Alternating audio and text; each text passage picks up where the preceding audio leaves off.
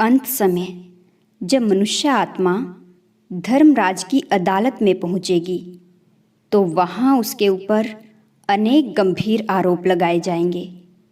अभी एक एक करके उन सभी आरोपों को हम सुनेंगे। बहुत ध्यान से सुनिएगा और सुनते हुए साथ में ये भी चेक करते जाना कहीं वही गलती, वही जुर्म हम तो नहीं कर रहे हैं। धर्मराज की अदालत में लगने वाले गंभीर आरोप।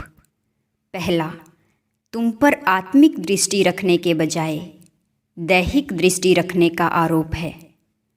साधना का समय छोड़कर साधनों के वश होकर समय को बर्बाद करने का आरोप। वायुमंडल को मनसा वाचा कर्मणा अशुद्ध बनाने का आरोप है। अमृत वेला उठकर बाप को याद नहीं करने का आरोप। ईश्वरीय खजाने प्राप्त करने के बाद भी खुश नहीं रहने का आरोप। अपने घर को गीता पाठशाला बना सकते थे लेकिन नहीं बनाने का आरोप। समय होते हुए भी विश्व को सकाश नहीं देने का आरोप। बाप के वर्षे से दूसरों को वंचित रखने और स्वयं भी वंचित रहने का आरोप है।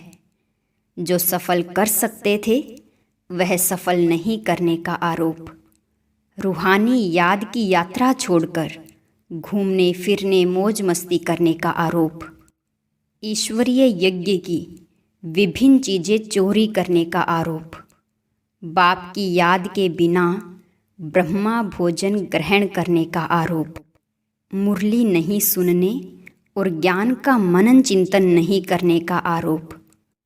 समय होते हुए भी बाप को याद नहीं करने और सेवा नहीं करने का आरोप है। दूसरों को सुख देने के बजाय दुख देने और टोंट कसने का आरोप। दूसरों को बाप का परिचय नहीं देने व उन्हें बाप का नहीं बनाने का आरोप है। देहधारी से प्यार करने का आरोप। कलयुगी सुख की चाहना रखने का आरोप। ऐसे अनेक आरोपों से बचने के लिए अपने आप को चेक और चेंज करना है।